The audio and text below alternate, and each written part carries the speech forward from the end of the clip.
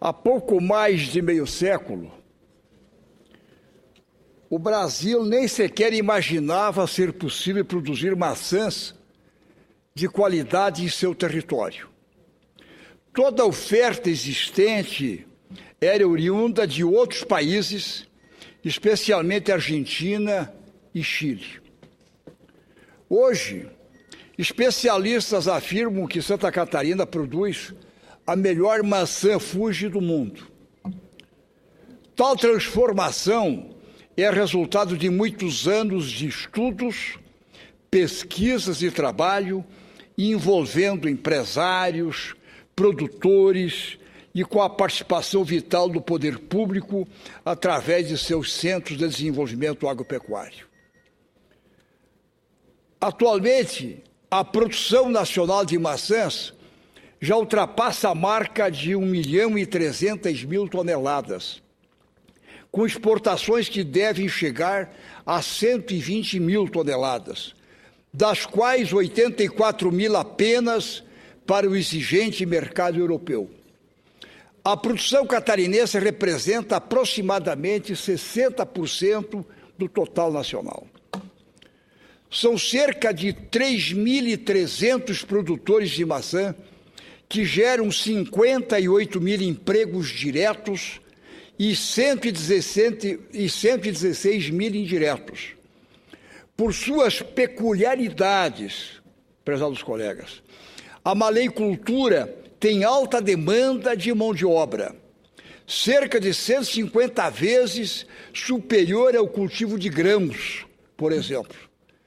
Quem produz grãos tem X mão de obra. Agora, a maçã, pela demanda, pela alta demanda, porque precisa muita gente, precisa 150 vezes mais trabalhadores que emprega em função do tipo de cultura. Em Santa Catarina, 87% da produção da maçã é feita em pequenas propriedades, por agricultores familiares. Como exemplo, em São Joaquim, a fruta representa 75% da economia da cidade. Santa Catarina, em São Joaquim. Em razão, que é uma região mais fria do Brasil, inclusive, né? E pela densidade de horas de frio, produz uma maçã muito suculenta, muito gostosa. Ela é considerada uma das melhores do mundo, a Fuji, por exemplo. Em razão disso, o êxodo rural é baixo se comparado a outras regiões. A demanda de mão de obra e o retorno é bom para as famílias rurais, inclusive. Por todos os seus benefícios sociais e econômicos, é justo defender uma estabilidade da cultura. Dessa forma, estaremos logo mais no Ministério da Agricultura, com o ministro Nery Geller, unindo forças a uma comitiva de produtores, capitaneada pelo presidente da Associação Brasileira de Produtores de Maçã, Pierre Pérez. Ele é o presidente, já está em Brasília, com mais uma comitiva de 7, 8 representantes dos macieiros, não só de Santa Catarina, mas do Rio Grande do Sul, do Paraná, que são os expoentes da produção de maçãs do Brasil, já estão logo mais se dirigindo ao Ministério da Agricultura, para onde nós iremos, para ter um encontro com o ministro, para tratar do seguinte.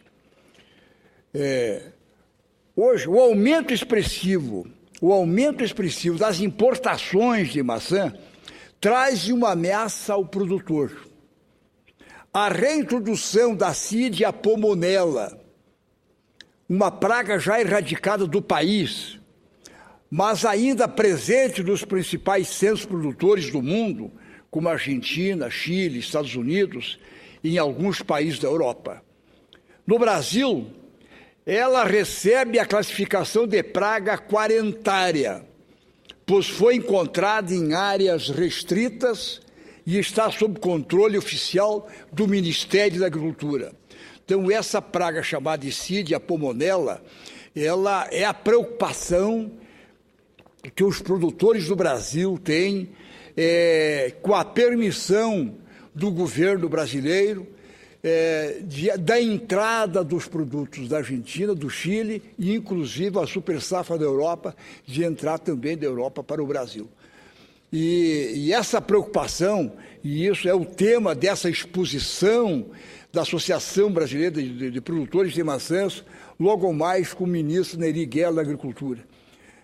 Estaremos levando essa preocupação, porque essa doença da Cídia pulmonella, ela é controlada no Brasil, foi um trabalho exaustivo, e se não tiver os cuidados necessários, fitossanitário, os prejuízos serão, sem dúvida alguma, muito grandes para os produtores nacionais.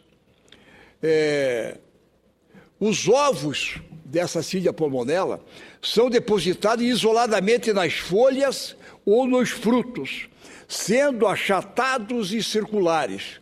As larvas, senhor presidente, caros colegas, quando recém-eclodidas, procuram um lugar por onde entrar no fruto. Elas penetram na polpa e se alojam junto às sementes. Quando terminam o desenvolvimento, senhor presidente, as larvas deixam o fruto e empupam na casca da árvore. Saem do fruto quando virem larvas e empupam, quer dizer que se infiltram, tá, na casca da árvore. São as famosas pupas que dizem. O estabelecimento dessa praga nos pomares comerciais do Brasil traria prejuízos incalculáveis, tanto diretos como a perda de frutos e aumento no número de aplicações de inseticidas, quanto indiretos, como o fechamento de mercados externos e necessidade de se implementarem métodos efetivos de controle pós-colheita. Um controle, diga-se de passagem, difícil de ser feito e de alto custo. A intenção dos produtores é que sejam ampliadas as regras de controle fitossanitária para as frutas importadas pelo país. Este é o grande clamor que nós faremos junto ao ministro e junto à equipe técnica do Ministério logo mais agora. Obviamente, o controle físico seria extremamente custoso, já que demandaria a fiscalização extremamente criteriosa em todos os postos da fronteira seca no país e em nossos portos. Contudo, há outras formas de aumentar o controle. Uma das alternativas, senhor presidente, caros colegas, é a adoção pelo Brasil, senadora Vanessa Graziotin, é a adoção pelo Brasil de regulamentações internacionais que imponham sanções aos países que exportam frutos contendo a praga.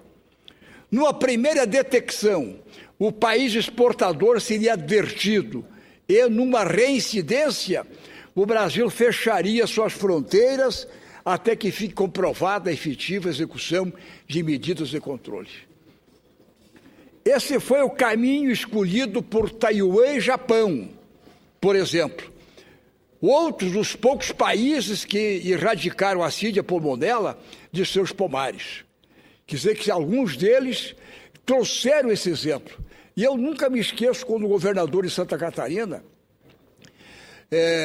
nós temos uma província co-irmã do Japão, que produz maçãs, e essa província co-irmã do Japão, ela trouxeram as primeiras plantações para a nossa Serra Catarinense.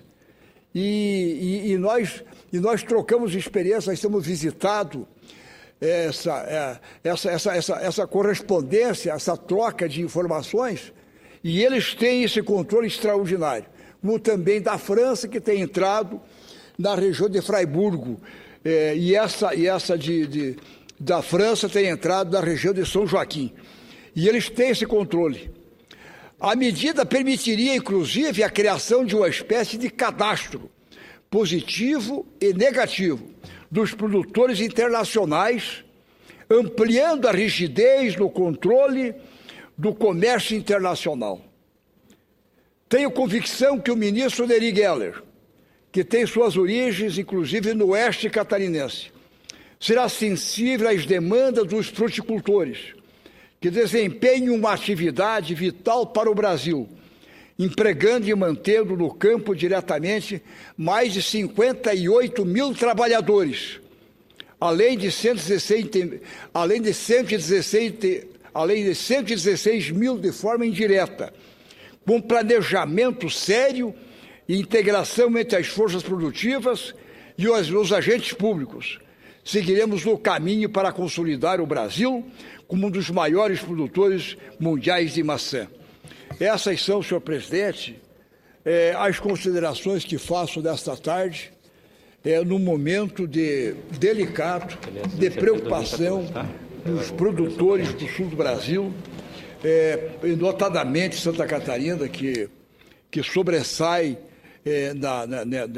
nessa produção, e que logo mais estaremos com o ministro da Agricultura levando essas preocupações, para ver se tomemos medidas que sejam no campo fitossanitário para proteger a maçã brasileira, proteger os milhares de produtores brasileiros em relação a este fruto que começou há meio século a cultivarmos no Brasil e que temos uma exportação, inclusive, até de praticamente 100 toneladas para mercados rígidos como o europeu por ano. Acho que vale a pena, senhor presidente, caros colegas, nós cuidarmos também desse setor. Muito obrigado.